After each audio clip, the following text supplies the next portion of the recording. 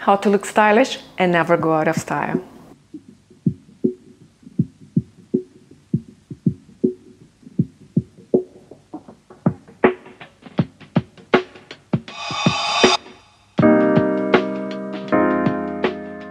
Hi everyone, I hope you're well. In today's video, I'm going to talk how to look stylish in 2024. From little tips and tricks to little tweaks to make your outfit more interesting and expand your wardrobe in the process. I'd like to start by stating the obvious. I'm a big believer in timeless styles with a personal twist. I've always been since my 20s and I'll probably always be. Now, as I've gotten older, I started to insert more classics into my outfit compositions. But for me, inserting one's own personality into every outfit composition they create is the style secret sauce. An elegant style all the time just doesn't suit me on a personal level. With that in mind, I'm gonna share some of my favorite tips to just make that perfect timeless look every time. Grooming and length.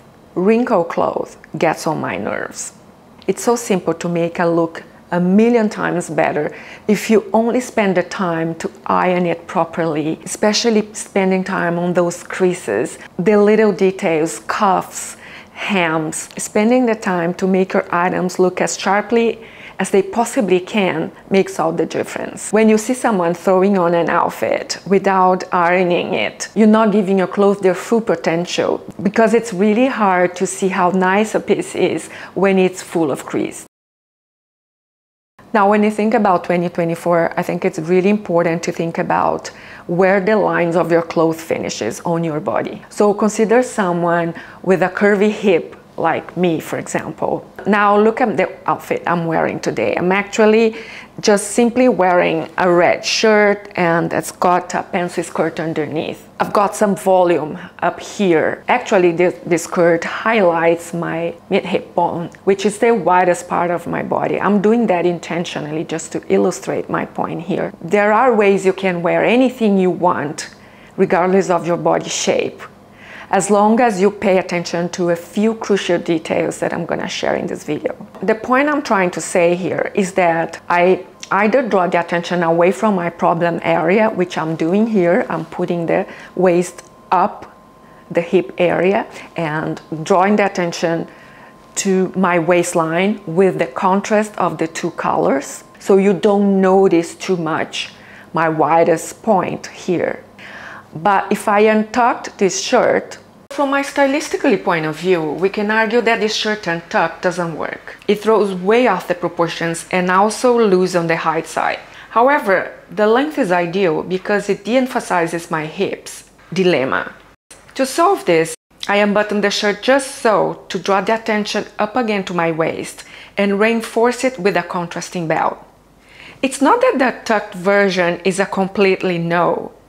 It's a question of preference, but also choices. We want choices. So all these details play a huge difference in the ending result. So if I was to swap this skirt to a pleated skirt like this skirt will actually bypass my widest part in my hip bone area.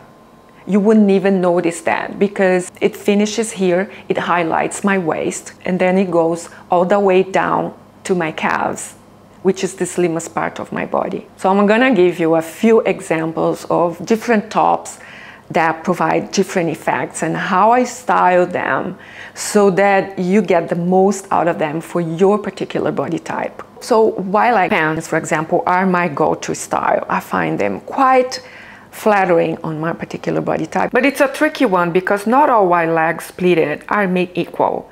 So it will depend on the thickness of the fabric and the position of the pleats. Preferably the pleats should sit right at the waistband. So what it does, it falls from my waistband and follow my curves without adding any bulk anywhere, and that is very elongating because it's high-waisted. So if I were to wear either these loose shirts, I would look too boxy and wouldn't have a waist definition whatsoever. So what I have to do is wear something more fitted on top.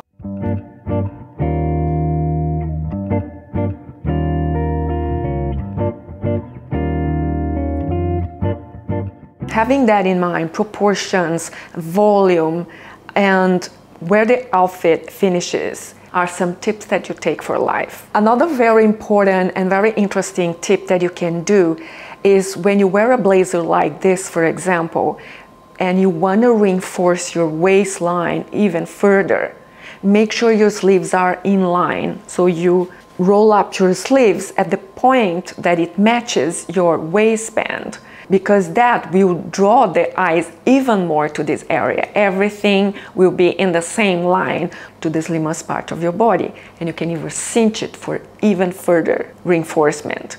How to master an oversized look. If you try one food for a number of times, you end up liking it. The same with some trends that come to stay. I don't mean too frivolous trends. I mean those who come to stay for seasons, and we end up without options if you don't adhere to them, or we run the risk to look passé if you don't adhere to them.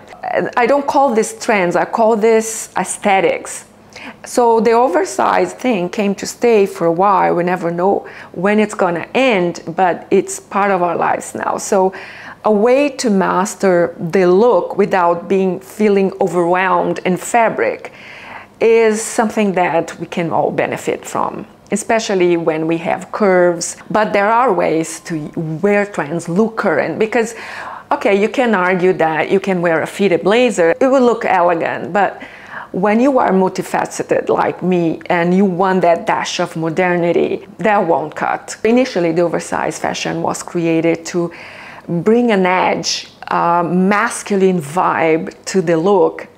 And somebody said the other day, why women want to dress like men? We don't want to dress like men. We want to look modern. We want to have options. So for example, this blazer, I could have taken 2 sizes smaller, but I would have lost the vibe to it because it was engineered to be this big. But what I normally do, I always use elastic bands to roll up my sleeves so I can show a little bit of skin here. And I always make sure I wear something fitted underneath, at least at the bare minimum. And from time to time, I even cinch it or pin it to give it a bit definition here, give me that hourglass. Because the thing that I like the most is how structured the shoulders are, how edgy, how sharp the shoulders are. It gives me that mother vibe that I crave. And obviously I pay attention to everything else I'm wearing. I play with the proportions and I always keep my bottom part more fitted.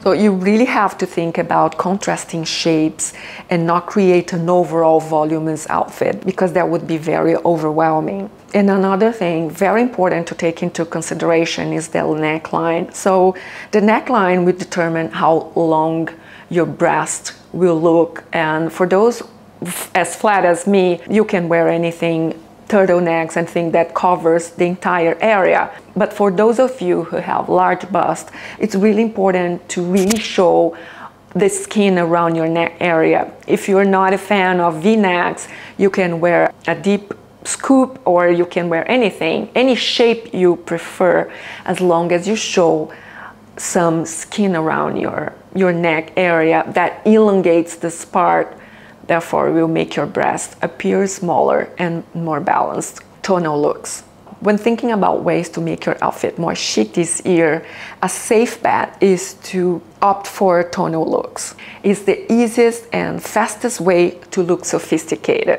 The side effect is that it helps you to create a cohesive look that is very slimming and is very elongating. There are infinite ways to create tonal looks, all of which will look as elegant as the next. But to do it in a more stylish way, make sure you use different shades and nuances of the color you choose. For example, if you're wearing neutrals, try different shades of beige and browns. So instead of doing a tonal look like this, completely beige from head to toe, try pairing it with brown shoes and a caramel bag, for example. Or even different shades of blue instead of a total navy look.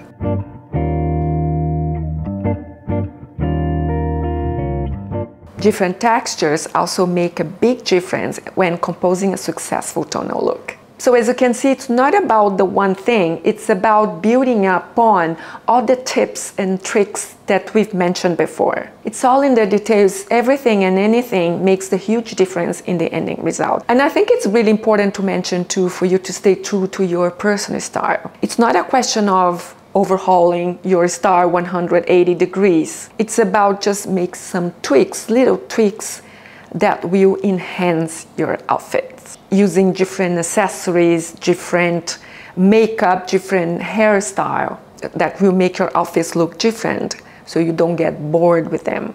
Luxurious fabrics. I think it's extremely essential for everybody to get familiar with the fabric composition of the clothes you choose to add to your wardrobe. For example, some synthetics like lyocell, for example, are pretty eco-friendly, and I think it's a very beautiful fabric. Now, all of this is important because when you want to look chic, having something silky in your outfit will really elevate it. I don't mean going from head to toe, but just a piece, even if it's just a scarf, will make all the difference in your outfit composition. So possibly pants like this with a wool top would look beautiful. Just the juxtaposition of different textures alone add interest to your outfits. And it feels more luxurious, but it's done in a really effortless and ultra chic way. I just want to say a big thank you for all my subscribers for being part of this channel and all your wonderful comments. And of course, if you're new here and you're finding my tips helpful, that would be wonderful. Consider subscribing to this channel as well. I'll put the link in the description box below. I'm all about a minimalist style that prevails high quality pieces with longevity in mind, with sustainability in mind, with creativity in mind. It's about craftsmanship and pieces that you invest for years to come and enjoy and will elevate your outfit, make you look more polished, more sophisticated, never sacrificing that in detriment to your uniqueness, to your signature style. So for me, the perfect handbag, for example, would have a clean design with beautifully crafted hardware, but it's really subtle and elegant. It's just a hint rather than a splash, which is definitely how I prefer handbags to be. Now, this one particularly has a shoulder strap that gives me versatility. I really like to have that, so on a day-to-day basis, I probably wear it over my shoulders.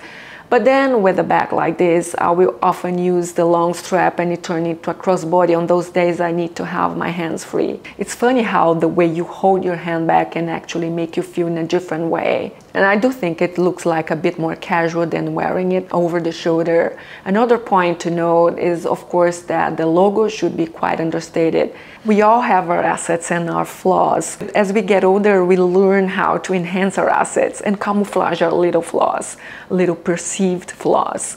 And that's the secret of style. That's the beauty of style.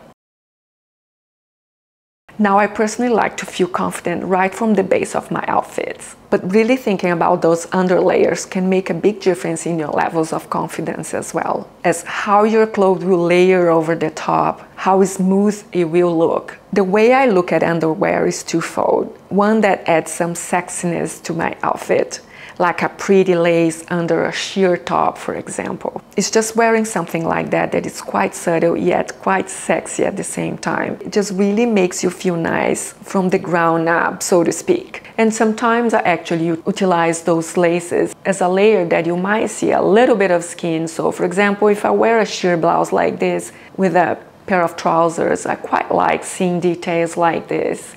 That's a teeny tiny bit sexy, but obviously in a really classy way. On the other hand would be with those very classic comfortable bras and matching pants that leave no lines in your outfit. The day-to-day underwear isn't supposed to make you feel elegant on their own. Their role is to make your look tidier, which is at the end makes you feel more confident. And it's the same when it comes to tights. I'm personally preferring a low derriere at the moment, so it's quite a sheer looking pair of tights that feels ultra elegant.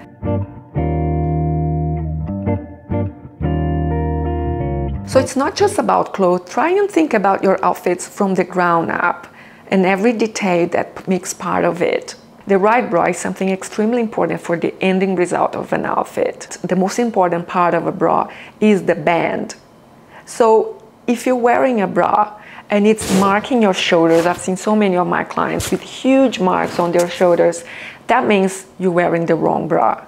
The band alone should support most of the weight of the breast. The strap should be just a supporting role in the process. So go and get a good fitting in any department store. They have great salespersons who can help you that they are trained. When you have the right bra and the right sustainability, you get a lot of real estate here. You see your waist better and you look slimmer. Now finally, I just want to mention that it's really important that you focus on your qualities and you look in yourself in your mirror and you really find all the qualities that you have, all the things that you love. Focus on things that you love about yourself. When you feel like yourself, you feel more confident. You find yourself standing taller. It's that confidence that I find quite infectious. So there you have it, everyone. These are some of the tips, tricks, and tweaks how to dress more chic in 2024 and beyond. I really hope you found this video informative and helpful, and you got lots of ideas and inspirations for your daily outfit compositions. And remember, looking chic isn't about spending more money. It's about being creative and being true to your style, being true to yourself and your specifics. As usual, thanks so much for watching, everyone. I really appreciate your time and hope to see you in my next video. Take care, everyone. Bye.